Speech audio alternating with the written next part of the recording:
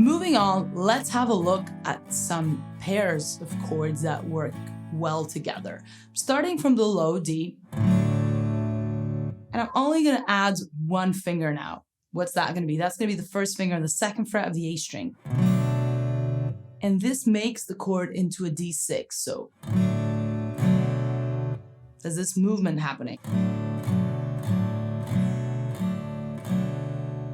I could do the same now with different keys in chords, right? And how can I do that? I can transpose it up the neck. So this is an open D.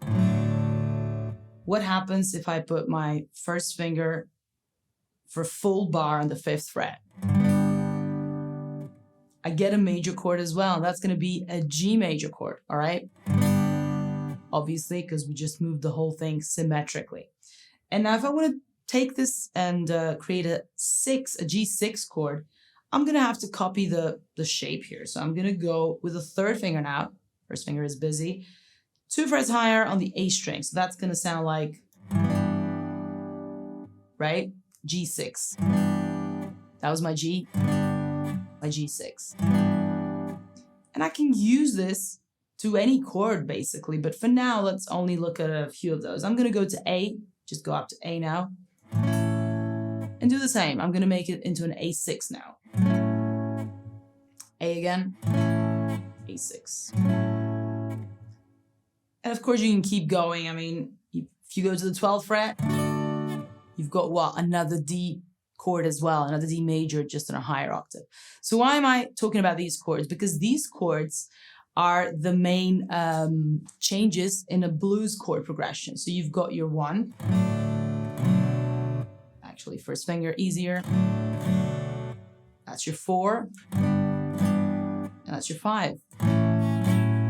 Don't worry too much about the names or the numerals. I'm just putting it out there so that you can hear it in context.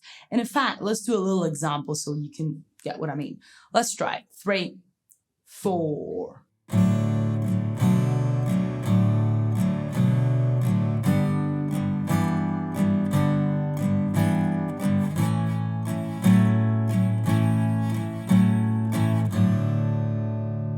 Excellent. So what am I doing? It's kind of a shuffle groove, and I'm just going major to 6, major to 6, back and forth. So slow, that would be.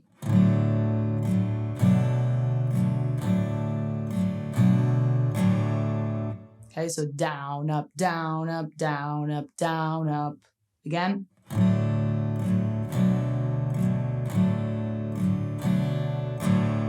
So everything is symmetric except for the last 2 strums where we've got a quicker change from the 6 to the major, okay? D6 to D major. I'm gonna do the same for the G now and go like.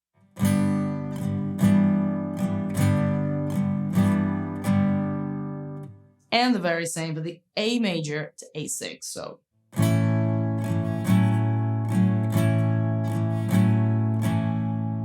And just resolve at the root, the D major chord.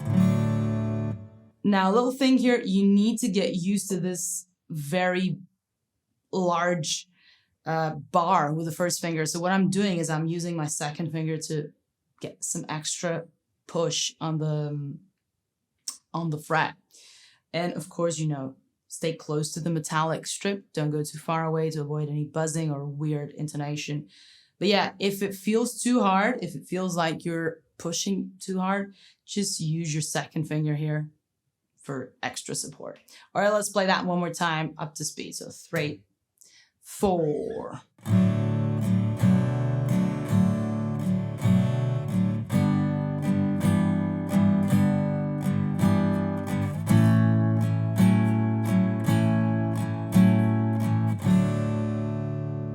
Excellent. Feel free to jam it over as usual. So, you know, just try anything to get your fingers running in the shapes. Enjoy.